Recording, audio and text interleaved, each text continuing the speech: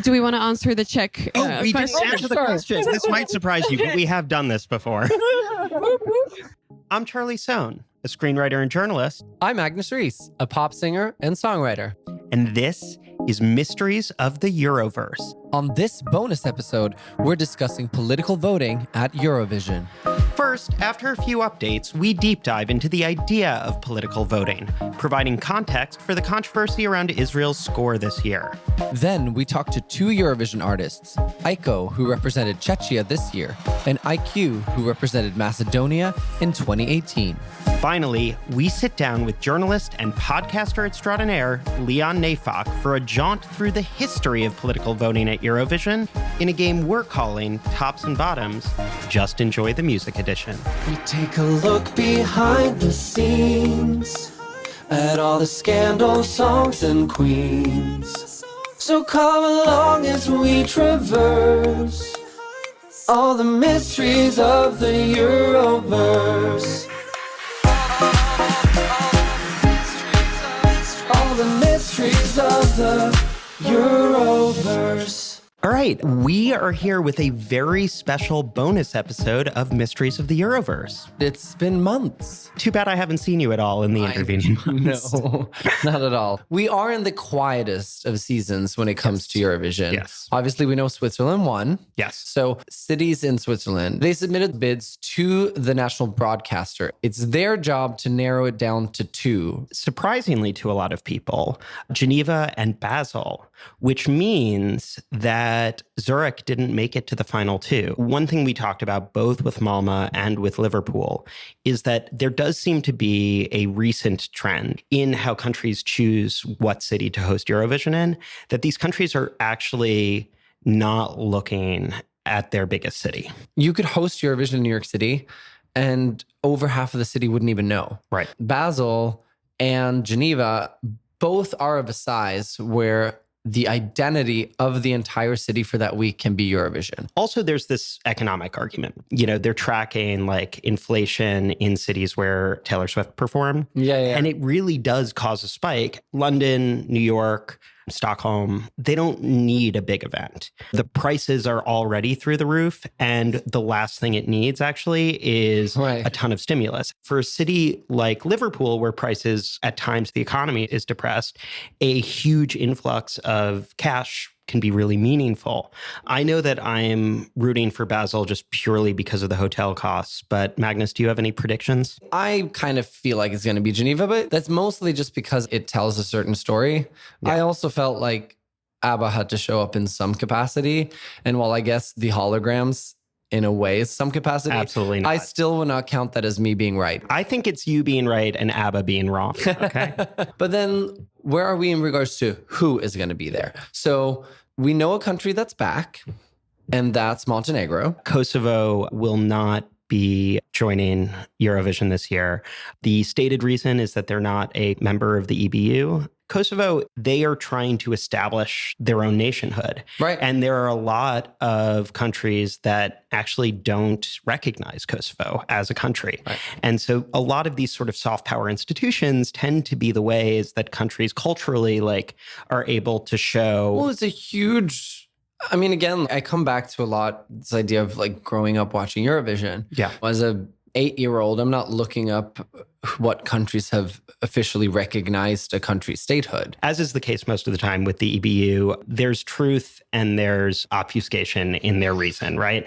Yes, most of the countries in Eurovision are members of the EBU, although, if you're Kosovo, you're looking at Australia. And their argument would be we have a service agreement with the EBU. We attended the EBU General Assembly this year. Right. Listeners of this podcast will not be surprised to hear me say this is another reason why the EBU should get a little bit more specific about who they're letting in and why. The EBU basically did an investigation into tensions and politics at Eurovision this year. What they've come out with, does not meet the moment, and probably, and also, frankly, a lot of it depends on execution. They've created a new position called the executive director of Eurovision.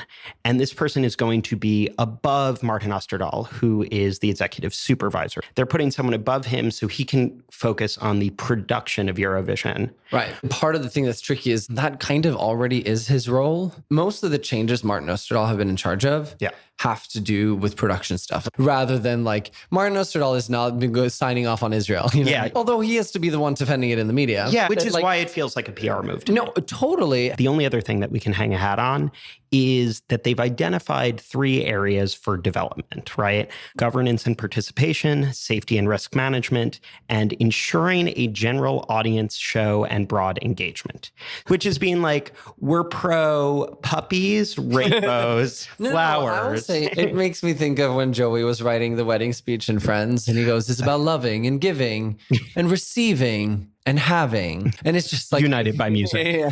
Well, I mean, like, I don't even hate the slogan. But your rules can't be slogans. Oh my God. That is the t-shirts for next year. I think the fact that they haven't stated clearly like what the purpose of the festival is the main problem. And I think my big disappointment in this document is that like they look at it primarily as a personnel problem. If the anger towards Israel wasn't big enough to get them kicked out this year, it's not going to grow between now and next year. Right. So we know Israel's going to be a part of it. Israel is going to be the big story moving forward. The latest story that has kind of cropped up around Eurovision 2024, specifically relating to Israel, is this idea that Israel was kind of robbed in the results because of the jury scores. Someone who's anti-Israel goes, thank God for the juries. Yeah. And people who are pro-Israel go, thank God for the power of the people. Right. You know? And both groups are calling what happened on the other side political voting. The first part of this deep dive is really going to be about coming up with categories of different types of political voting, so we can get more specific about what people really mean when they're saying a vote is political for a song at Eurovision. And that's going to bring us back to this year, where we're going to use that context to talk a little bit more about what happened with the gap in the popular versus jury vote for Israel. It's easy to kind of think of political voting at Eurovision falling into 3 separate categories. The first one is expressive voting. The second one, I'm going to call it voting based on cultural affinity. And then finally, voting rooted in ethnic or national rivalry or even hatred. So to start with expressive voting, right? This involves voting for a song or an artist or a country in direct response to a political event, right? So, you know, if you are loyal listeners to this podcast, you will certainly know about Jamala's 1944. You could imagine reasons why a person would look at this song and be like, I want to support 1944 because I oppose Putin's invasion of Crimea, right? Expressive voting, it's such a hard category to talk about because I hear 1944. Am I voting for Jamala as a fuck you to Putin? Or am I voting for Jamala because reading horror story after horror story about what's happened, that song just lifted all of these like knots of emotions in me. Right. Both of those, I would say, and these are totally invented categories, would fall for me under the idea of expressive voting. And I think the main point that you were making is that like, there's nothing wrong with expressive voting. To bring forward an example that we'll talk about with Leon later in this episode, the 1982 Eurovision winner, A Little Piece.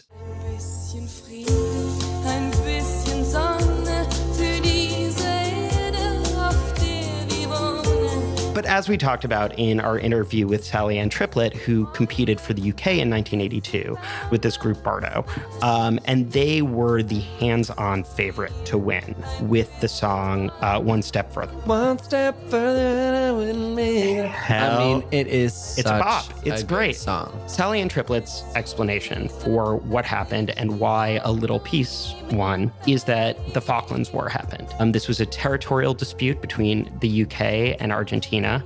Sally's argument was essentially this did two things. One, UK, colonial power, people the world around weren't celebrating. Especially when some of the countries you're competing against maybe have a certain history with. When your queen's on their money, you got to be careful. The second thing is that the Falklands War made things ripe for a song about peace. I always find some of this stuff wild because to me, there is no such thing as a non-political vote. There's this element of like everything exists in their time. And songs don't fall from coconut trees. Okay. Yes. Don't tell me that Who Run the World girls weren't helped up to the top of the charts by feminism. Right. Now it's maybe more value politics. She's not saying Who Run the World, the Supreme Court has too much power. Yeah. Like she's not doing that. Although that's my party jam. I think it's even insane to say there is some fundamental difference between a person being like, oh, I really like this song because it reflects my views about love. That's somehow, quote unquote, about the music or about the songwriting. Right. I really like this song because it describes the world in a way that I view it. It's the same thing. No? Right. There are a lot of other reasons besides the Falklands War why a little piece would have risen to the top, right? Ein bisschen Frieden. Frieden in Norwegian would be fred or freden. In Swedish is friad.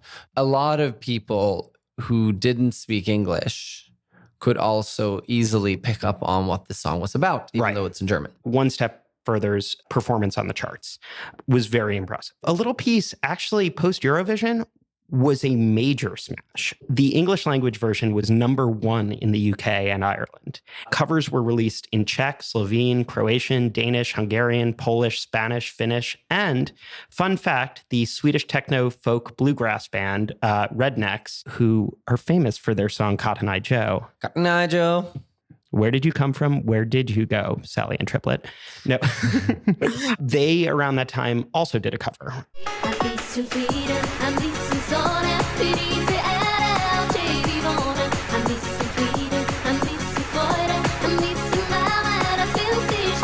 The fact that even during the 90s, this song was still being covered probably indicates that the full power of the song didn't simply come from the Falklands War, because my memory of my middle school experience was people were not talking about the Falklands War anymore. I think in some ways, conclusion on expressive voting is...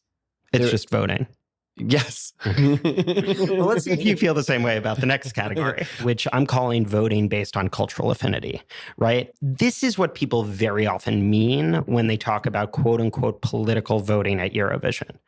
People have studied these sort of differences in how different countries rate acts. And in particular, they found that certain countries favor other countries consistently, regardless of the performer or song, right? The claim is often there's a Baltic bloc, a Balkan bloc, and a Nordic bloc. More broadly, there's this sense that Eastern European countries tend to vote for each other. A lot of the people who talk about cultural affinity voting as political, what they're suggesting is that there are people who approve or disapprove of a particular nation and are either punishing them or holding them up because of, for instance, how the Nordic nations feel about each other. Cultural affinity. It's tricky, right? Am I voting for Sweden because you're my neighbor, so I'm throwing you a vote anyway? Or whatever Sweden sends, if I like it, it's already familiar. Right. Now, if, an Eastern European country sends something that I like, it might take me longer because I'm not familiar. You're not familiar with the language, with maybe some of the instruments that are being used, and even on some fundamental level, maybe even the perspective on the world. Like there could be cultural jokes in there that you don't get, to sort of add some evidence to the fact that it's probably more cultural, as you said, than it is political. Look at the UK and Ireland, right? The UK and Ireland, there's a very, very strong voting correlation there.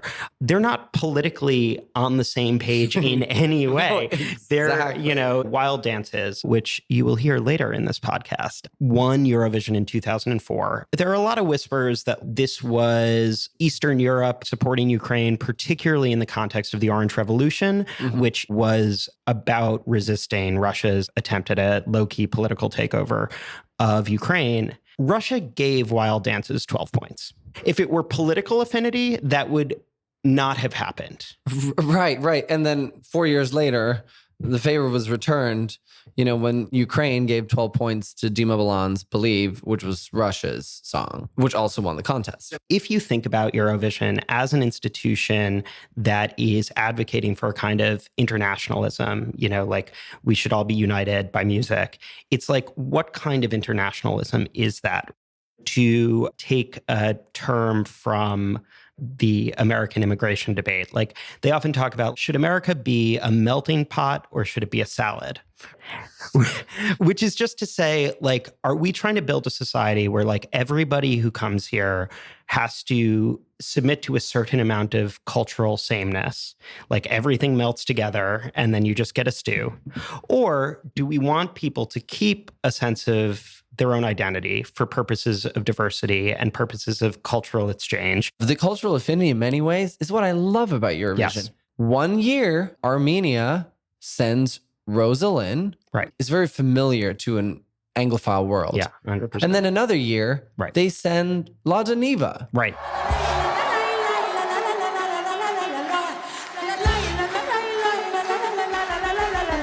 And that's why I think the cultural affinity, if anything, is important, because it empowers people to share that cultural exchange that really, I think, is such a core value of what Eurovision is. If you listen to a song from Eastern Europe for the first time, it might take you a little bit longer, right? Right. Now, that's okay, because there are people in the coalition who culturally get that song from Eastern Europe too.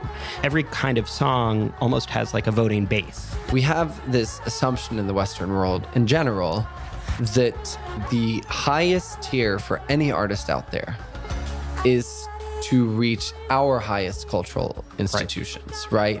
The idea that being number one on the Billboard Hot 100, that's the best thing in the world. Right. For some artists, that's not even a goal. Right. The third category is voting rooted in longstanding ethnic or national hatred or rivalry, right? In my opinion, this has actually only happened between very specific countries. Azerbaijan is a perfect example of this.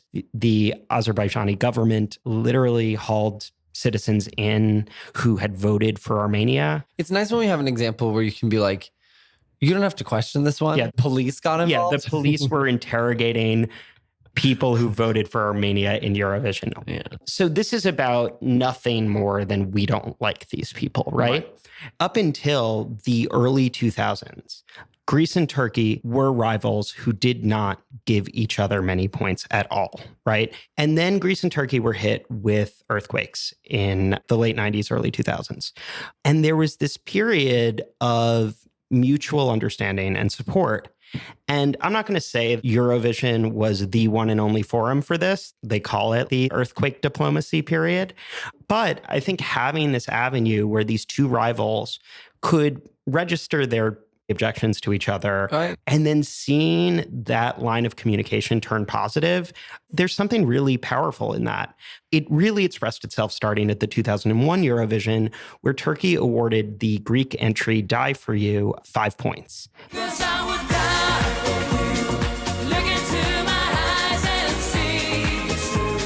And Greece awarded the Turkish entry 10 points.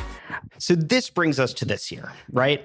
There was a 271-point difference between the jury vote and the popular vote. So the juries gave Israel 52 points, and the televote gave Israel 323 points. The thing is that on the pro-Israel side, I think, the harshest version of this critique, which I call the sort of category 3 critique, is that it amounts to Israel hatred among kind of elite artists in Europe. Some have gone as far as to say it's anti-Semitism. The pro-Israel argument here assumes that the televote is the quote-unquote normal vote. Right.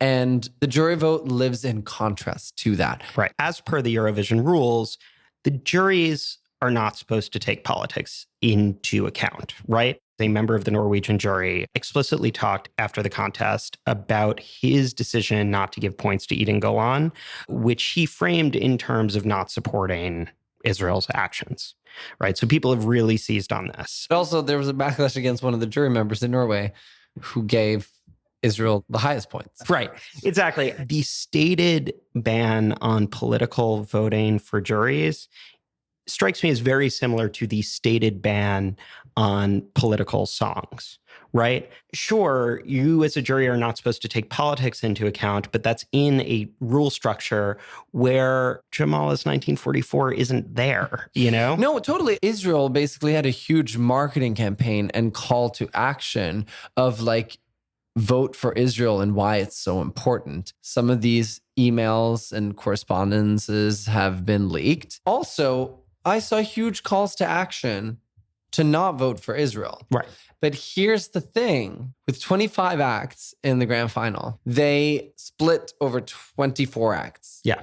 People who politically, expressively wanted to vote for Israel all went to one act. If you look at the Spotify streaming numbers post-Eurovision and compare them to the popular vote totals, what Israel's televote would indicate as far as streaming did not happen for Hurricane. Right. Like, people are not listening to that song in a huge way, right? Sure.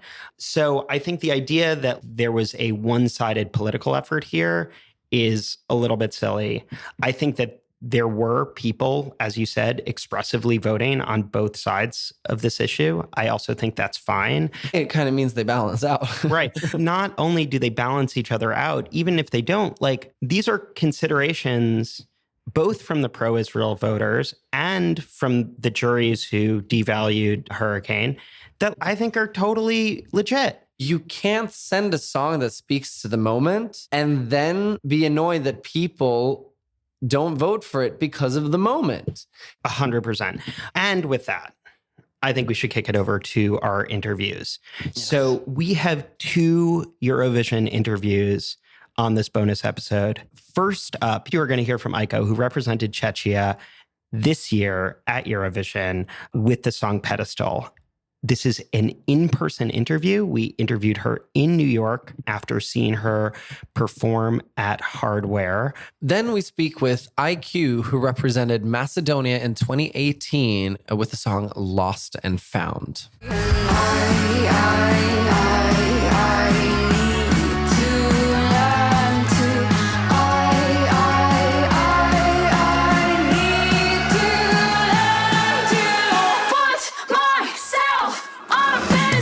We are here with Aiko, who represented Czechia with the song Pedestal at this year's Eurovision. Welcome. Hello. Thank you. Thank you for having me. Thank you so much for joining us. You've talked about not being able to watch Eurovision growing up and how, in a way, that's all Madonna's fault. So can you tell us that's that all story? Madonna's fault. Let's blame her. So my mom was very much obsessed with Madonna. She read that Madonna's kids can only watch, I think, 15 minutes of television a day. So for me, that was Tom and Jerry. Right. I was watching Tom and Jerry. Which I'm glad that you had a sense of priorities on that. Of course, yes. It's like Tom and Jerry Eurovision. Famously, the Eurovision broadcast is slightly longer than 15 minutes. Yes. Tiny bit, Just yes. a little bit. I feel like Sweden tried to get it down to 15 minutes. They really were not It able. didn't work. God. Yeah. The switchovers. So can you talk a little bit about how you first came to music? I unfortunately don't really have a musical background in my family. So it all came pretty much naturally within me. I have a video of myself as a small child being like, "You sing!" And it was like pointing at myself in the mirror. The first time that I've actually played live was in a Czech TV show. I went all the way to semifinals, which is the live TV. This was my first gig as well. Yeah. So Wow. I was like, I like it. I think this is what I want to do. And then I just really properly started trying to understand what I'm doing, just because I had no musical background, no one to really explain to me that this is what a producer does and this is how you make a song and blah, blah, blah, blah, blah. Right. So that's how I started learning. And that's, for example, the first EP that I released. To this day, I'm like, should I delete this? Should I not? When you say the first EP that you released, is that Aiko? Aiko. Yes. Because I really 7 tracks. That's got 7 tracks, but like all these 7 tracks, I'm like, I feel like they don't represent what I do now. That's actually so interesting. Listening to your work, I think you come back to a lot of the same themes again and again, yes. but with very different perspectives. Just to talk about Aiko, the album The baby album. Yeah, the baby album. Yes. Let's call it the baby album. The baby But to that album. point, it seems like a lot of artists these days, they'll start out releasing singles Yeah. or a 4-track EP or something like that. And it was very striking that like the first thing you released was kind of a complete package. I think it also very much comes from the Czech music scene because they're growing, but they're a tiny bit behind in the sense that like in the Czech Republic, they still expect you to release albums in general. Whereas I feel like in the rest of the world, single is this thing. Quite a few of your songs speak to the idea of needing to break away, to detach, or to escape. Tunnels off of your self-titled debut and Highways off of Expiration Date offer versions of that and feel almost like companions, particularly because both have travel metaphors at their center. I'm hypnotized, bright lights very far from home. What is even going on? In general, I move a lot, just like in my life. Sure. I always move like every 6 months to a new place. You just moved to Prague, right? Yeah, and I think I'm going to be moving back to the UK soon again. It's just like a sense of restlessness. Because I just traveled a lot ever since I was a kid. Even this podcast we're doing in New York, and in the evening I'm flying back to Czech Republic, and next week I'm flying to Taiwan. I feel like a lot of people who love to do music, the moving around a lot is what is the hard part. Yeah. So I'm like, you're uniquely set up For that, yes, a life in absolutely music. perfect. Yeah, I love it. I think my family don't even remember where I am. They're like, "Oh, when are you? Where are you? When? What Okay." country? Exactly. What continent? I just love that. Another big theme that sort of runs through your work is how much of yourself you can show to another person. Too Close is definitely like that. Yeah. And then Vulnerable. Yeah. And then Your Bright research. Yellow kind of has this like interesting development on it because there is this idea of like holding back and not showing how much you like the other person. And then I guess Alter Ego would be the other one that sort of has this like... Oh, did you translate it from Czech? Well, not myself, but... You did not learn Czech for this? But Google is very good at doing it. Or I hope it is. Otherwise I completely misread I can't imagine. I think in general in my life, I'm very selective on who I have close to me, because for me, it's more important to know someone very deeply rather than have a lot of friends, but very surface level. In my romantic relationships as well, I seek getting to know the person very well. And then can you talk specifically about when everything's right, it feels wrong? It describes something that I think is so real and complicated. I think it's very interesting because, like, on one side you're very happy, but then on the other side you're very like suspicious. What is happening? Why is it so good? Where's the catch? When I got on Times Square with the Spotify Equal thing, I remember being like very, very excited, very ecstatic. But like in 2 or 3 days, I was like, what if this is the biggest accomplishment in my life and I will never be bigger than this? I was like, this is pathetic. What's interesting about actually a lot of your work, it was like a lot of very like complicated love songs, right? And then there's Queen of Joy and Daughter of the Sun, which are just like these joyous, pure love songs. Daydreams never tasted so sweet when I realized I'm living it. I think for Daughter of the Sun and Queen of Joy, I grew out of taking everything so seriously. Back then, I felt like music has to be very, very deep, which is great if you take it that way, but it doesn't have to be. I think I also started playing more live shows and interacting with people more, and I saw that people want to have fun, they want to be joyous. For Queen of Joy, I was very in love. So that's why I wanted to show the feeling of being absolutely in love. And Daughter of the Sun actually is a description of how I want to be loved. So that's why I use the pronouns she. That totally I love makes that sense. perspective. I think it's so good.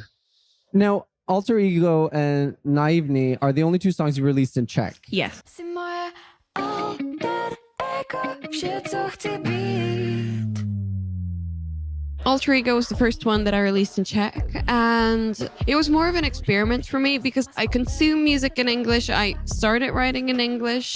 My mom actually, she spoke to me in English when I was a kid because my dad spoke Russian to me and my dad spoke English. So that's how I have this little bilingual brain. That's I still want to write a song in Russian, for example, because I've never done it. oh, that's awesome. I wanted to try in Czech, also to test out the market to see how the people would react. And it was actually very positive. Moving to Eurovision, you had been trying to get into the contest for a few years before. Yeah, I've tried for 2 years before actually getting into Eurovision. First time I applied with Daughter of the Sun.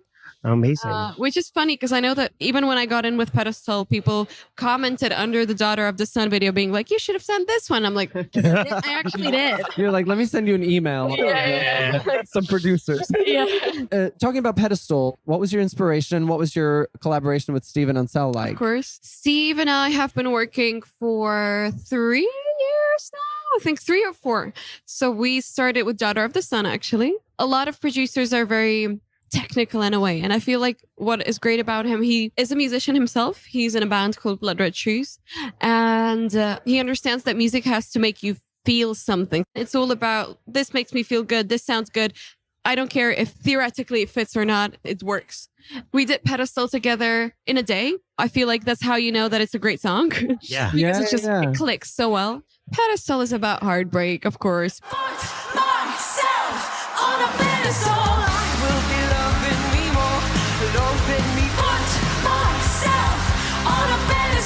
I was very angry with myself at the time. So I was in a relationship and I felt like I'm not treating myself well. The funny part is that I stayed with the same person for quite a long time after it. So my pedestal moment came a bit later.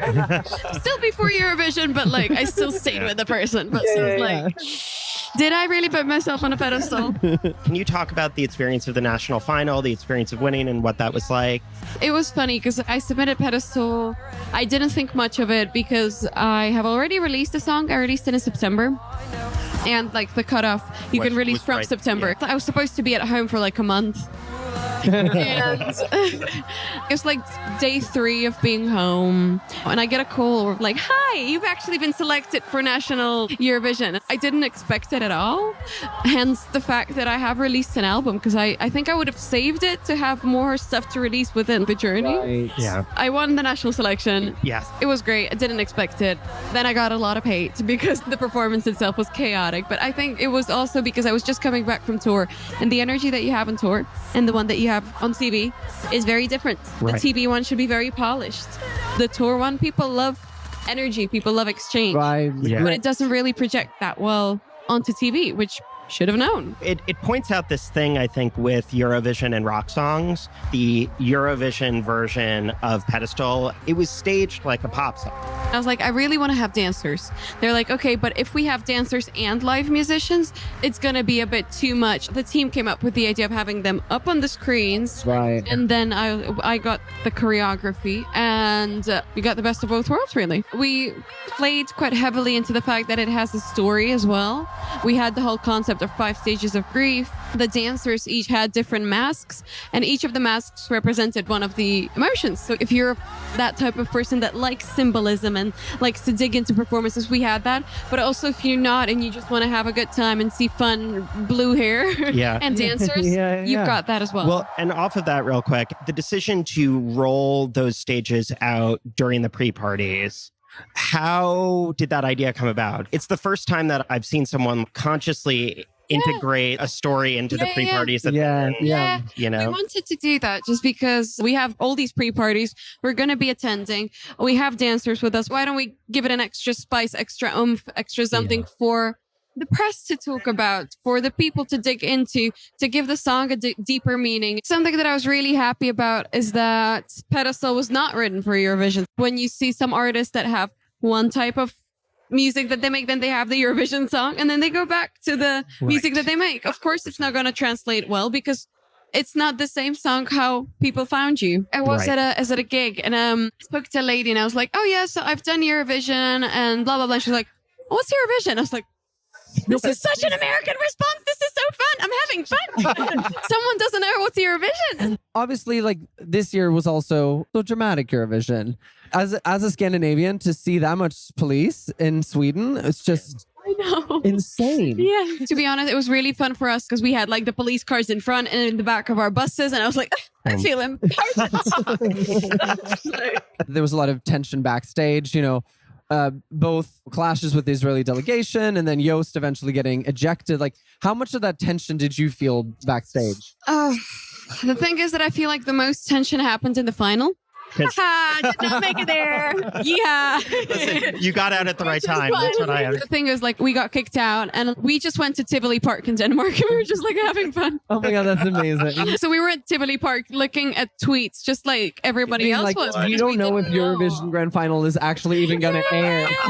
And it was quite funny to me because on Twitter, someone's like, yeah, Aiko's rehearsing in the arena. Yoss got kicked out. And me in the Tivoli Park reading it like, am I? Yeah, Am I no, that was rehearsing? There was that, and it was Sarah posting exciting announcement in an hour or something, and it was about her new song. I know that poor girl. Like, she's back. She was like, "You were really excited About my song." Like, I knew that Eurovision's going to be good for my music. Oh my gosh! More positive backstage. Yeah. You met Kat from Megara. We met at pre-parties. We started talking in Barcelona. And we were just like started to check each other. I was like, then we really got to talking at the last pre-party in Stockholm, and the rest is history. That's amazing. So I yeah, love that. so I mean, being together for 2 weeks, very intensely. Also going through the same thing because I think like Right. Yeah. sharing that with someone who's really close to you, having the Yeah. same experience, Yeah. it's like it really brings you together. Talking about another Eurovision connection. Yes. You met Taya at a songwriting camp. Yeah. Was that a One of Eurovision songwriting camp or? They don't really call themselves a Right. Eurovision songwriting camp, but every year they have at least 3 or 4 songs in the national That- song. You're like, would they exist if Eurovision? Yeah, exactly. And then you recently collaborated We did, with her. yeah.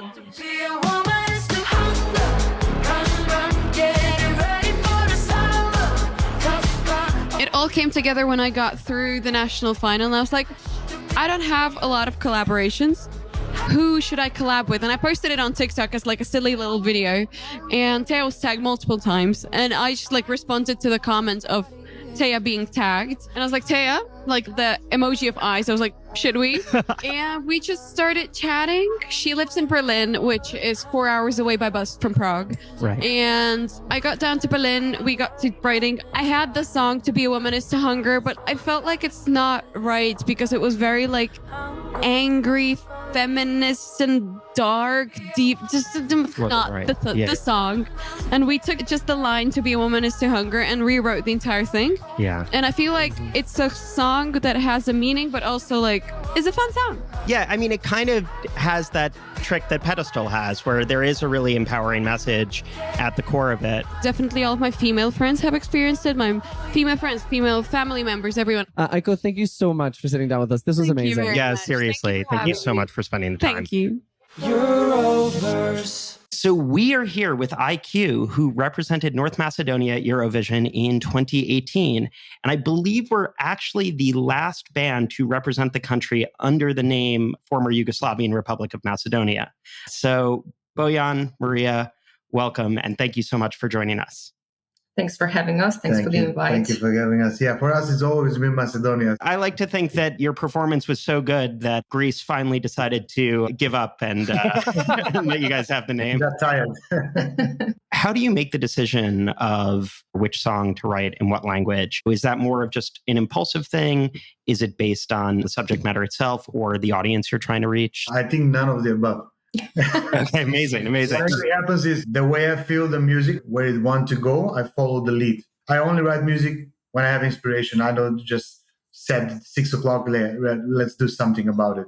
No, initially it has to be from a place of inspiration. And Maria, for you, singing in different languages, does it feel different? No, it's definitely different. And I'm always nervous when I'm singing English because I'm so focused to get it right, because I'm not a native English speaker. But I have to mention something now that she said that the last few gigs that we had back in Macedonia, I think both of us we were struggling a little bit with singing Macedonian because it hasn't happened in a while.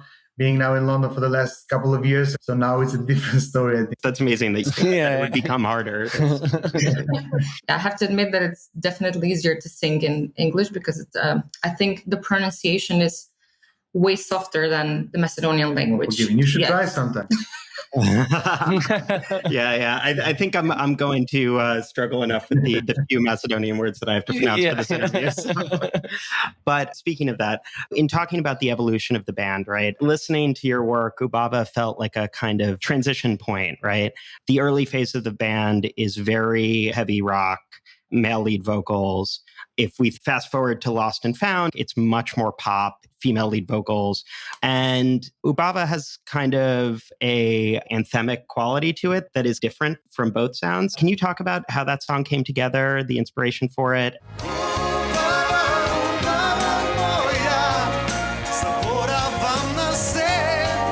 Yeah, I think that's the biggest hit so far in terms of the Macedonian audience. It became the anthem for when people get married, and that's the first song usually. I think the reason behind it is because in the verses it's very, very straightforward, and it says like, I like you but sometimes I cannot stand you. Right. That's why people like it, and it's more relatable to them. It's not like everything is 10 out of 10 all the time. It was the first time the band was seen in a more melodic environment rather than just the standard bass, drum, and guitar, loud playing and singing. Now, can you talk about how you ended up performing Lost and Found at Eurovision? What was the inspiration for the song, and what was the selection process like? I will start with Skopje Festival Maria. That year, 2015, we won the festival with Ubava. That was the first year that the winner was not going directly to Eurovision. So up until 2014, if we were 1 year before, we would go to Eurovision with that song. And then fast forward 2018, they switched the concept for the first time in many years. They said, now we're going to select a song anonymously, and it's an open competition. And we submitted the song, and it was chosen out of 382 songs. At some point, Darko Dimitrov came onto that song, as the arranger. Yeah. Who, for our Eurovision listeners, has a huge reputation in the contest. Tamara Tedevska's Proud, even this year's Georgian entry, Nitsa Busaladze's Firefighter. And actually, I didn't know this, but he wrote the opening in Belgrade that Maria Sarafovic sang. Right. In 2008? In 2008, yeah. So what was that collaboration like? He is super talented in recognizing what the artist tried to say musically. And to add on that story, he's particularly strong with the Eurovision presence. He's like a shareholder. Yeah, he's a shareholder. At this point, I think when we were there, he had songs with other singers as well. So what was the inspiration for the reggae influence in Lost and Found? You're standing in the shadows, wondering why you're in the dark. That was Darko's idea. Whereas in the beginning, it was not like that. For me, it was straightforward pop leading to dance. But for him, production-wise, he saw it as a bigger twist when it's more relaxed in the background environment with the reggae. So the lyrics can be ahead. And then when the chorus hits, it's like dance and nothing more. You were talking about how Lost and Found made it to Eurovision, and you're right that North Macedonia has very much kind of gone back and forth between internal selection and competition. And for EyeCue, it's kind of like you did both. So how do you think about the differences between a country doing an internal selection versus a televised national final? And do you think one method is better than the other? I would say like an open competition is way more fair, and we can also see like more artists that present different styles. And the benefit, I would say, is that there will always be songs, like I mentioned previously, that they will not win, but for some reason they will find their way. It gives opportunity for somebody who is not established yet to push the music forward. Can you talk about how you approached the staging of the number and what the rehearsal process was like? In the beginning, the whole process, it begins like, this is a musical festival. You present your country, you present your song. As it comes closer to the day, it's more about, actually, this is the Olympics. So the pressure arises, everybody is super focused because they're burdened with the pressure that they need to achieve something representing a country. Actually, you cannot do it. You still have like 3 minutes to present a song. So you cannot present your whole country. It's only 3 minutes. It's not the song for Eurovision anymore. Now it belongs to the people that watch Eurovision. So they take over at that moment. And that's a relief at that time. Yeah, there, boom. It's yours now. A lot of artists who have been through Eurovision claim that the most important thing is not the contest itself, but what happens next. So how do you think about Eurovision in terms of the rest of your career? Well, for us, post Eurovision, it was amazing because we had a lot of shows internationally. Eurovision ignited the fire for us to go completely international in terms of career and affinities. So that's the reason we relocated to a bigger metropolis such as London. You're working more in English, more internationally, but then you post Eurovision did have a set of songs that were written with Robert Bibila, Zavedi May, Molitva, and Do Tebe. Do Tebe, yeah. Do Tebe, we recorded the video 5 in the morning in London. And everybody's asking, how come you record a song central London and there's nobody around?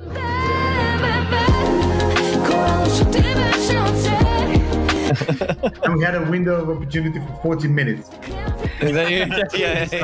I'm not kidding. The moment we were done, there were thousands of people. Now, On a Flight to Ibiza is such a bop. Can you tell us a bit about how that song came about? On a flight to Ibiza, cheapest seat on EasyJet. That's a very interesting story. Yeah, it was on a session with a girl that I worked with to develop her as an artist because she was literally starting from scratch with no confidence that she could ever deliver anything musically or lyrically. And then on one session, the song came out of nowhere. And Helen, she was like, oh my God, this is so good. Let's do something about it. We called Maria. Maria, you have to come now, immediately. Just song emergency. Yeah, emergency. And 50 minutes later, she was here. And then we built it up. She jumped on the verse. And this is how it became the demo of the song. Then we got a few more co-writers. The international team is from all continents. And it's more than 7, 8, maybe 10 people now. That's incredible. And so also you two are a couple as well as collaborators, right? Yes. Yeah. So what's it like? What's the hardest part about working together and what are the advantages? You say the good things, I'll say the bad. Now I'm going to say my pros and cons, so you're going to say your pros and cons. So the cons are, I mean, we can get a bit annoying to each other, like after a while, a lot of like things together, doing a lot of hours spending together and stuff like that. But the cons are he can't cheat. We go to work at the same time, we have the same holiday, so no other colleagues. Everything is recorded. That's great. That's the pros, definitely. Because you cannot cheat, but you can always invite some other person in your face now. Look at his face. A lot of fun. Collaborator. Yeah. Collaborator. We call them collaborators. They're on the payroll, of course. They're on the payroll. That's amazing. Do you ever walk into one of those sessions, Maria, and then you look at the lyrics and you have to go, sorry, is that about me? Yeah. I need to do the laundry. I'll be back. Or what's worse, I can even sense that it's for another one. For another one. Oh. Like, that's definitely not That's me. the worst. I'm not doing it. You're like, I was never there. Or Yeah, exactly. Okay, there's a song or two. There's a song or two that she refuses to sing the backing vocals. Live shows. Oh. And she's like not asking me. She's like, I know this song is not for me. Don't you worry, I know everything. Bojan, Maria, EyeCue, thank you so much for joining us. Thanks for having us. We had Thank such fun. you. You've been amazing. Thank you. Coming up, we are talking to Leon Neyfakh, who created Slow Burn, which is a multi-season podcast for Slate before launching Fiasco. He's a brilliant journalist, a great podcast host. And what we love on this podcast to do is to take a brilliant journalist and make them play a really dumb game about something they know nothing about. So let's hear Leon. This year, accusations flew back and forth about political voting at Eurovision. Supporters of Israel's entry felt the juries underrated the act. Meanwhile, there's a whole segment of Eurovision fans who wish we could stop talking about politics entirely and just enjoy the music. But accusations of political voting are as old as the nearly 70-year-old contest itself. A history we're going to explore in a game we're calling Tops and Bottoms, Just Enjoy the Music edition. To help us out, we are talking to journalist and podcaster extraordinaire, Leon Neyfakh. Welcome. Thank you. Happy to be here. Leon launched Slate's hit podcast, Slow Burn. He then launched Fiasco, a podcast that has covered Bush v. Gore, Iran-Contra, and the AIDS epidemic, among others. We like to start out these segments asking, what do you know about Eurovision going into this? Nothing. I frankly didn't know it was a contest at all. Like, if you had said the name to me, I might have guessed that it was a cable company. Technically, Eurovision is the name of the broadcast network, and then they created the Eurovision Song Contest. Yeah, so you, at your core, knew. You heard Eurovision. You heard technical broadcasting. You heard, I mean, yeah, it doesn't make sense because you're telling me it's a singing contest. Yes. Yeah. God, you already know everything you need to know, Leon. But why Vision then? That's the thing. It's the red herring. A lot of small countries in Europe needed to kind of collaborate to be able to compete with American television and all that you couldn't quite fund with a population of a couple million.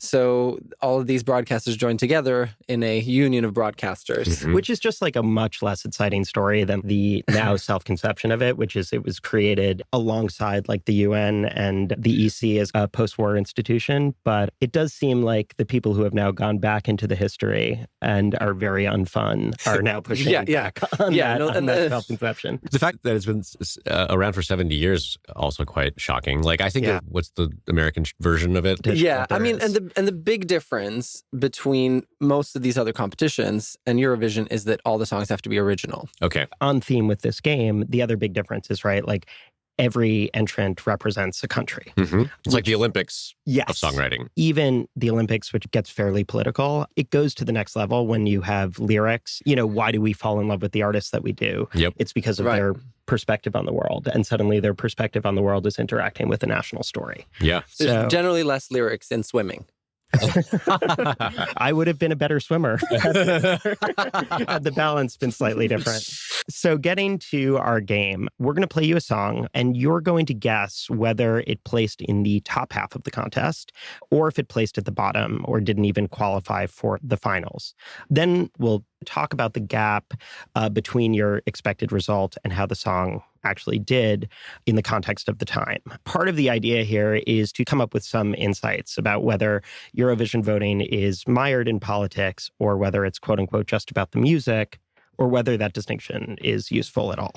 When you say the voting, is that a popular vote? It's a much more complicated question. It's an electoral college kind of situation? Kind of. Yeah. I mean, every country in Eurovision has a jury. The important part of that is that every country that participates has equal say in who wins. So that means Iceland has the same amount of votes as Germany, even though they, of course, have a huge difference in size of population. Yep. Since the late 90s, there's been a televote aspect. And there became this idea of political bloc voting, that if you left too much to the people, all of these Eastern European countries, while they couldn't vote for themselves, they would vote for each other out of political affinity. Also, the languages are similar. You can give a jury voting criteria. You can't give general population voting criteria. The other side of that debate is that there have been several jury bribery scandals over the years. Okay. So there's a way in which the popular vote, even if they're not following a rubric, at least it's very hard to bribe an entire population. Right. So first up, we've got Maria Serafovic with Molitva representing Serbia in 2007.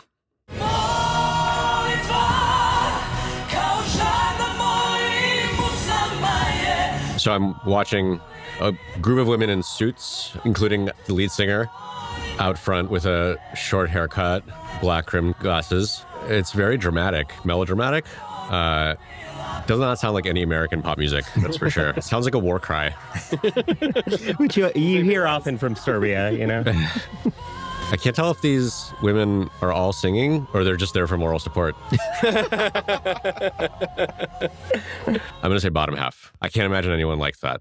Now, this is where we're going to start with a shocker, because this won the contest. Wow. On what basis? So what do people like about it? I think the idea of this queer-coded woman from Serbia standing on stage and singing this like love song, I think was seen at the time as pretty revolutionary. Terry Wogan, who was the longtime commentator in the UK, he blamed the victory on bloc voting. And he said there's a definite Baltic bloc and a Balkan bloc, and they've been joined in recent years by a Russian bloc. We won the Cold War, but we lost Eurovision. So from where Terry Wogan's concerned, definitely felt it was political. There's another potential explanation for the fact that the UK, which had been so dominant in the 90s, suddenly stopped doing well. For many years, Eurovision had a language rule, and it said that each participating country had to submit a song in one of their official languages. Okay. During those years, the English-speaking countries did pretty well. Because most of the Eurovision audience, even if English is not their first language, they speak English. Right. And so then you had all of these smaller countries who had to submit their songs in a language that most of the audience wasn't going to understand. Got it. So the UK had this period of dominance, and then the language rule changed in 99. Yeah. And then the UK got very upset when Eastern Europeans started winning. But with that, I think we can move to our second song. This is the UK 1 year later. This is their entry from 2008, Andy Abraham's Even If. I'm not playing, girl. This ain't no game at all. And for the first time, I'm not looking for love. Okay, I am looking at a very dapper black man wearing a blue suit with a sequined hem. That very funky song. This is more recognizable to me as pop music. But it does seem like very out of time in a good way. I like this a lot. So I guess the question is like, is this what was popular in the UK in 2008? It reminds me of Bruno Mars a little bit in like pretty superficial way, to be honest. It's like wedding music. But I like it. I would be shocked if this didn't come in the top half. So we're coming to Heartbreak number 2. Okay. This placed last. What? In the entire content. Yeah. Yeah. This really gets to what is political and what is cultural, right? I don't really buy the argument that people are just looking at this and voting for the flag that they like entirely. Yeah. But there is something about watching a song like Molitva and being like, this doesn't really relate to a lot of music I'm familiar with. Yeah. Whereas like, yeah, this song, honestly, I'm not like a huge fan of by any means. But I watch it and I go, oh yeah, I get that. Now we're so used to the fact that you can, in 1 second, pull up a playlist on Spotify of top 10 songs in Serbia right now. But I think that Eurovision was kind of like the main way that you would share culture both ways. Right. So to go back to Terry Wogan, Friend of the pod. Friend of the pod. Terry Wogan. He was very upset when Molitva won. But when this song placed last, he retired. He washed his hands of Eurovision. Wow. And he said, Andy Abraham gave, I think, the performance of his life with a song that certainly deserved far more points than it got. And what was his theory as to why? The continent hates the UK. And this is a sentiment that has only increased post-Brexit. When you give more people opportunity, people who've always had the opportunity feel like something's taken away. Mm-hmm. Eurovision, up until the fall of the Iron Curtain, was mainly a competition entirely for the West. And I think that once you then start to include new people at the party and then they become the life of the party, it hurts people sometimes. Yeah. I prefer parties where I'm the only one there. So as much as Terry Wogan retired because he felt like Eurovision had let the UK down, there is a real argument that him being on television and just constantly trashing the contest for decades contributed to this idea within the UK that like it's kind of a ridiculous camp fest that's for the Eastern Europeans. And therefore, the UK stopped sending artists who were relevant to them at all. Wait, I was going to ask, so these people, they could be famous already? Like, yeah, oh, totally. Oh, wow. I just assumed it was like amateurs. So it's a competition where you put super established artists and brand new artists right next to each other. A lot of these people are the Adeles of their country. Right. But as soon as they go past those borders, it doesn't matter. The UK has already had a pathway to worldwide charts and music domination. For a lot of these other countries, Eurovision is the pipeline. We would not know ABBA if it wasn't for the fact that they won Eurovision. Right. So then moving to Azerbaijan, who in 2023 sent Tural Turan X with their song, Tell Me More. Tell me more about me. You are. Tell me you love me, baby. More than I try. He looks like it could be on a CW show. Yeah. Or they do, I guess. Either one of I can't tell if I've only seen one or both now. This. Oh, yeah. Here's the other one. They'd play out. Oh, he's a rapper. The other one's a rapper. This is like a Linkin Park type partnership. Do I like this? Yeah. It sounds to me a little bit like 90s alternative rock. Like Sixpence None the Richer went viral recently, and I feel like this fits into that. I guess the rapping was pretty contemporary. So it also Contemporary with a hesitation. is pretty retro in a way too. Yeah. I'm like trying to imagine what other people in Europe would have thought of this, right? I feel like it comes in a variety of flavors that are not legible to me. Partly what I'm trying to decipher is like, does this guy look cool to like, I can't tell if he looks cool to me because it's obvious that he's like existing in a totally different universe. I think the song's catchy and they look nice, so I'm going to say top. This did not even make the Eurovision final. They blame their elimination on the fact that success at Eurovision requires writing a song about LGBT issues or politics. Wow. Which is, I think... Cancel culture warriors? Yeah, exactly. No, they really... That's their next album. In addition to saying that they lost because it was not a pro-gay song, the twins also said that their vocal mentor, as they like to refer to him, he forbade them to engage in self-gratification and sexual intercourse 2 weeks before the competition, which was a rule that they both broke, which in their opinion is why they lost. Yeah. Gotcha. And then their singing mentor said, "Daddy's not pleased." But it's also interesting because it's like the top two songs of last year. There's nothing political about it. Yeah, neither of those songs had any So sort it's of just LGBT interesting. kind of thing. Yeah. I guess Loreen is bisexual. Or tattoos. Or is that a lesbian It's thing? long nails. Oh. No, that's very not... Never mind. Okay. Gulp. So moving on to our next song. This song is called Running Scared by Ella Nikki. And this represented Azerbaijan in 2011.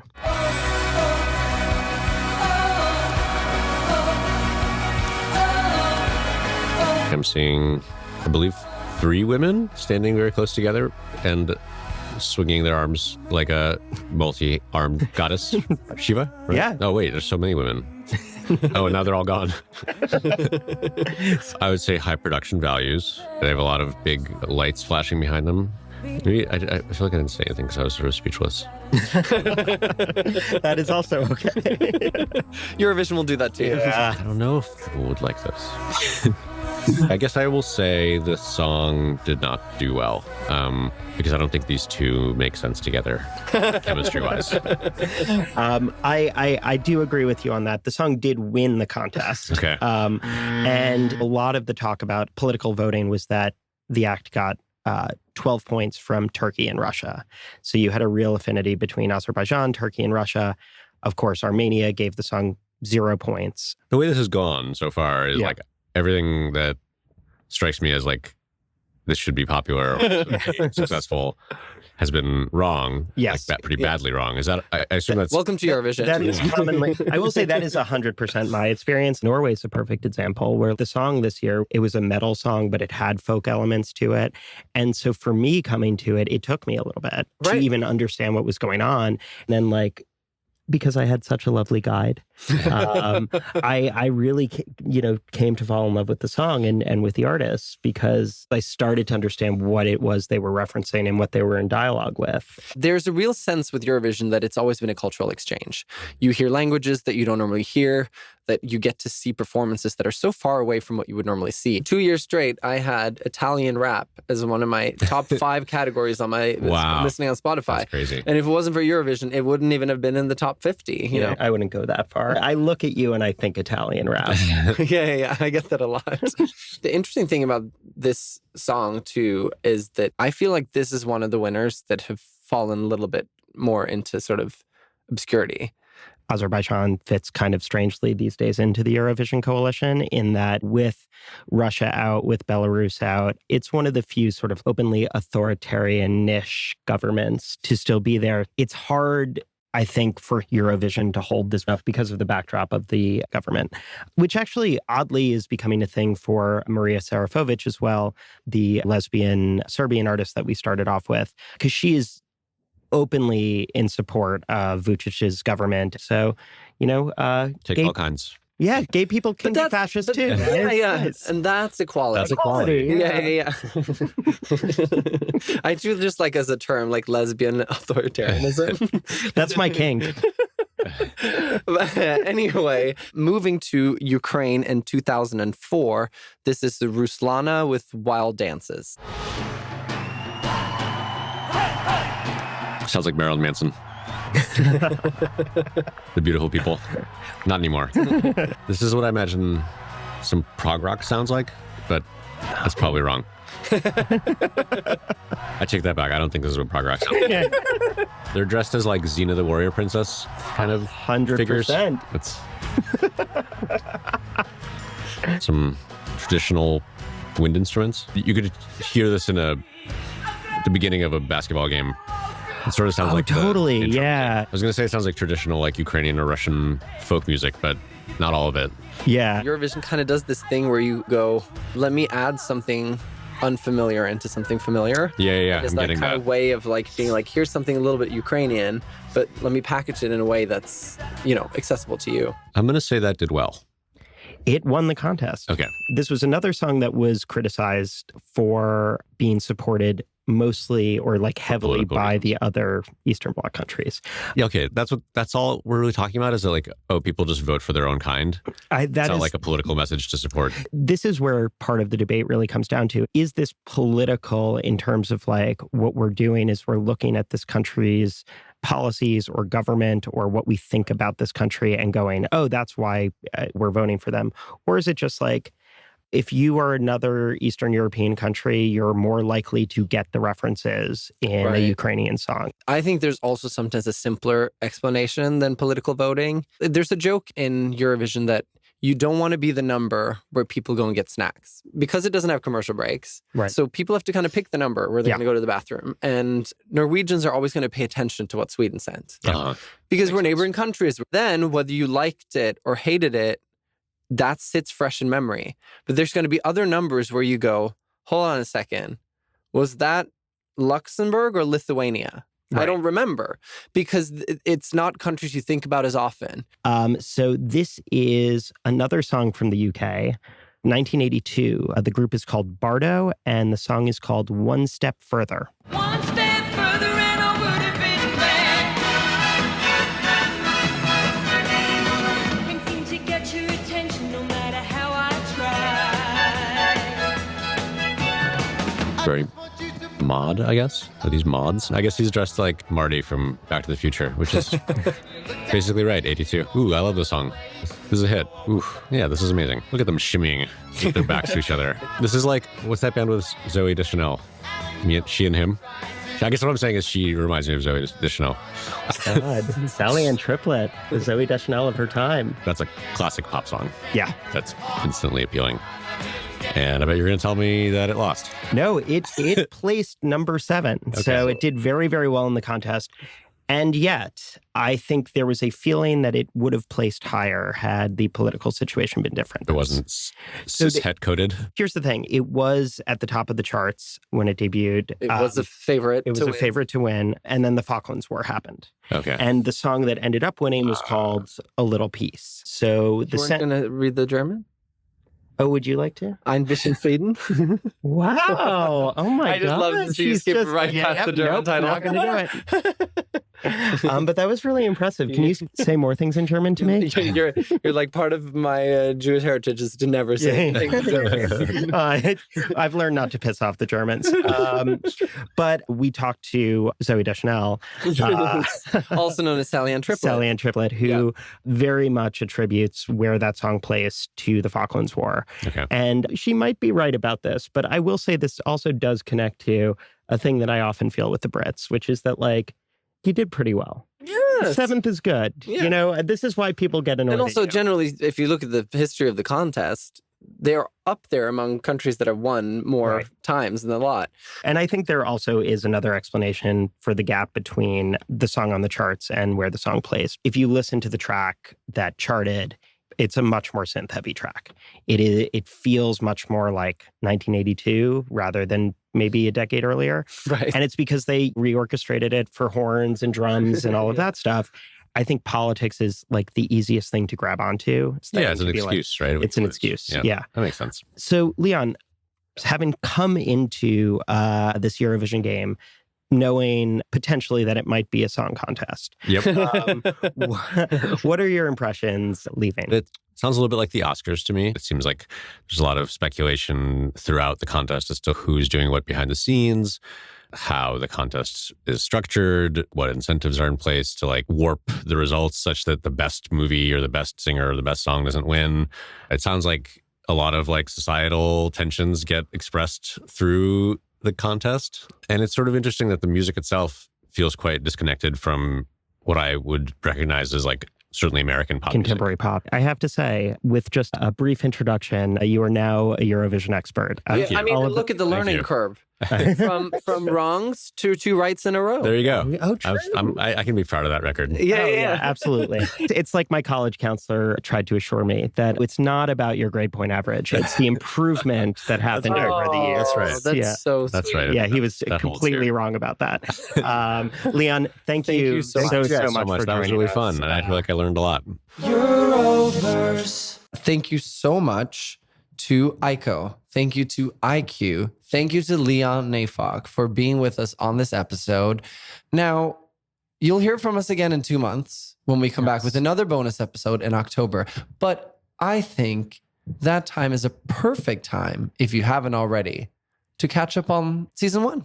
Next time you hear from us, we will know the city we're going to be in next year. And until then, happy Eurovision.